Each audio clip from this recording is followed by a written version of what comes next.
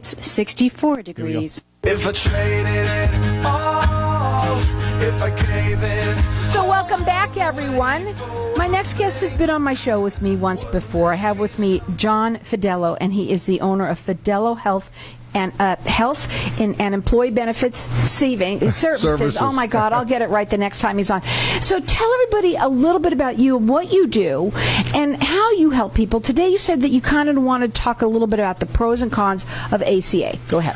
Well, I've been an independent broker now for the past 33 years. I worked for one major insurance company years ago and found that it just wasn't going to work the way that I would want to be treated if I was dealing with especially health insurance. And the way it's structured now is I would want choices. I would want the person I'm dealing with to be able to shop and really give me an unbiased comparative or opinion on what's available. You know, I think that's really important that you're out here. And the reason why is because a lot of people have so many questions, especially right now, but also sometimes they're trying to do it on their own. I don't know if they should. I'll say it again, I love the show. They get to hear someone like you.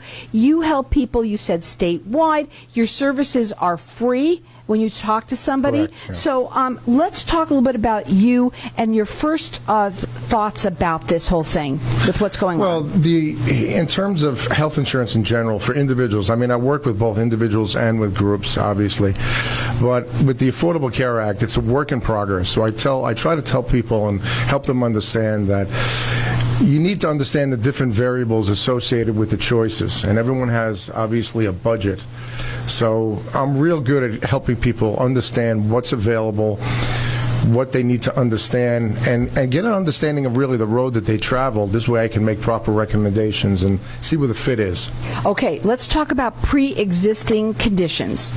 With the Affordable Care Act, if you have difficult health issues, one of the great things about the Affordable Care Act is that any and all pre-existing conditions are covered from day one. Okay?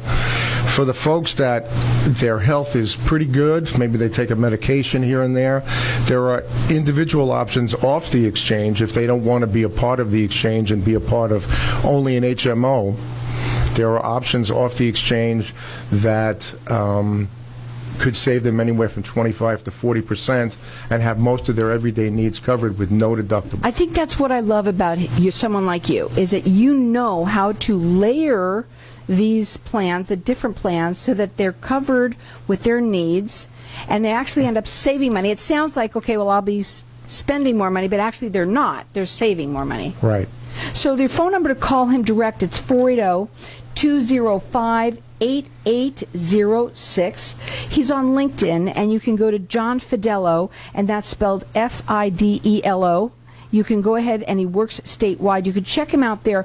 My opinion is to sit down and have a conversation with him. It's free to do it. Right. And so it's 480-205-8806. So, okay, let's talk about this. Can you see a doctor for just, what is this, a copay?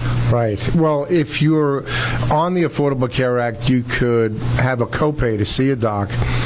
But the thing with the Affordable Care Act is that the least expensive option has an $8,150 deductible. So general doctor visits you could see with a copay, but if you have to have lab work done or if you want to see a specialist, you have to run through that deductible before any benefits are payable. I have to tell you, my daughter just the other day had and you know, our children today, listen to this, guys. You should just call all the kids out there that are now having to buy their own insurance, right, and take care of themselves, even though she's a teacher and she's covered with tremendous ways.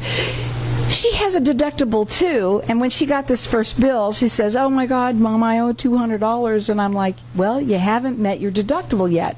And this is what people sometimes, I don't care who you are, they don't even realize it.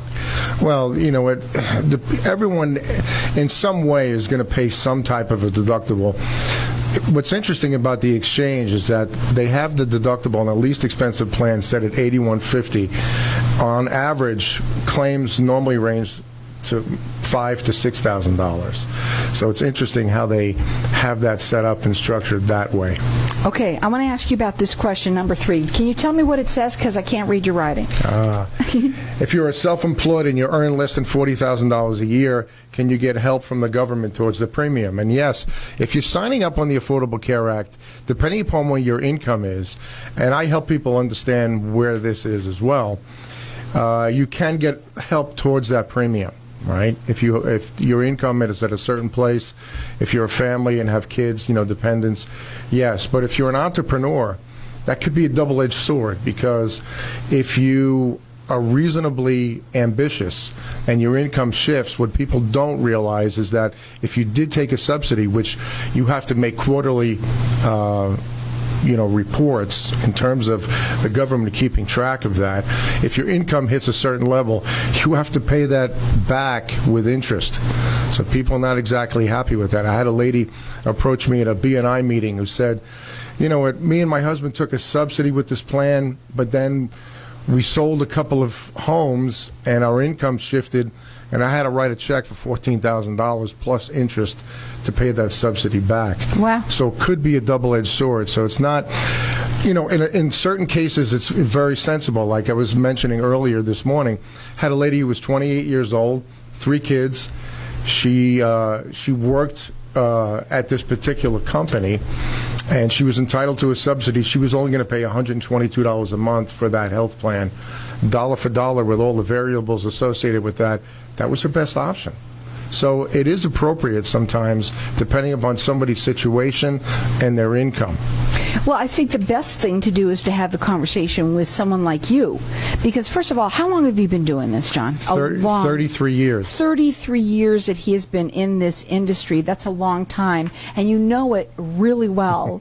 For people to, it's a free, I don't understand why people just don't do it. You know what I mean? I think I don't know, I think there's a they think there's a catch. No, not really. I mean, there are options for individuals beyond the exchange. And like I was mentioning before, if someone's in pretty good health, they could realize substantial savings and have most of their everyday needs met in a PPO environment. You always want a PPO environment. You always want to be able to pick and choose a doc. If you don't like a doc, you pick another one. If you need to go to a specialist, you go to the specialist. What people are frustrated with the exchange, I was going to ask, is that it's an HMO option, so you have kind of a gatekeeper, and you need permission to go to a specialist. But you also only have the service area. Like if you live in Maricopa County, that's your service area. If you're on vacation somewhere in Indiana with the family and an issue comes up, they have to stabilize you and bring you back to the service area, back to Maricopa County. People do not like that. I tell you something, and they don't know it. They do not know that. I know for me, my daughter, who I was, at the time I was covering her, right? Right. She went out of state to go do something, and she got sick. She wasn't covered out of state. So, that's not good. No, there are individual options that will cover you not only out of state and have very comprehensive networks in all of the states, but out of the country as well. I had a claim paid in Belize. I have a client that moved to Belize and had a claim paid for that situation. So here, what we're saying right here, that is a lot of people, even though you might not be traveling a lot right now, we might go away for the holidays. You might drive in your own car and go to someone's house and be out of state, and you don't even realize it, but you might not be covered. Is that correct? Yeah, the Affordable Care Act is a little bit restrictive that way, and it's not that I would never be disrespectful to the companies that are on the exchange. Interestingly enough, Blue Cross and Blue Shield is back on the exchange, and through the years I've had good experience, but the networks are pretty narrow. And maybe certain hospitals, like for instance, a couple of years ago, AmBetter/HealthNet discontinued their relationship with the Phoenix Children's Hospital. So if you're a family, Phoenix Children's Hospital is a big deal to a lot of families. If it's not a part of the network, you're not getting the repricing, and there is no out-of-network benefit in an HMO. Well, I think the best thing to do is sit down and have a conversation with you. It's free to do. It's not going to cost you money in any way, shape, or form. You are going to be he gets taken care of by the insurance company. Yeah, they compensate me directly. Yes. Right. But the thing about talking with somebody who's been in this business for 33 years, you know it inside and out. Kind of an old timer. And the other thing is that I like too is that you are a little bit older, and I'm saying this because I am too.